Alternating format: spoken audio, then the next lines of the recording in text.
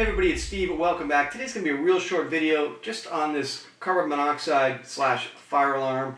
It started beeping in the middle of the night, of course. It happens to be at my father-in-law's house, so woke him up, not me. But we went over there to check it out. We were able to silence it by pushing the big button on the front here. And I thought all was resolved. I brought it back to my house where I was going to just look it up online and replace it. Well, turns out 3 days later I was woken up by the same beeping because this is just like a snooze button. It does not stop the beeping forever. These particular models do not have batteries that you can replace. They are not powered by your house or anything like that. They have a single lithium battery inside that's designed to last for 10 years, and when that's done, it's done. So you have to throw it away. Now, before you throw it away, you should silence it so that it doesn't keep beeping. And to do that, you got to look on the back. There's this black label there, and on the black label you'll see the words on and off.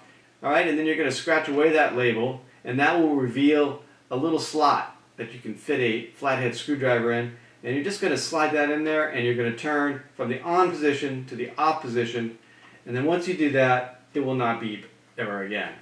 Then you can dispose of this properly. I think you have to take it probably to the hazmat place with wherever your trash collection is. And dispose of it. So that's how this one works.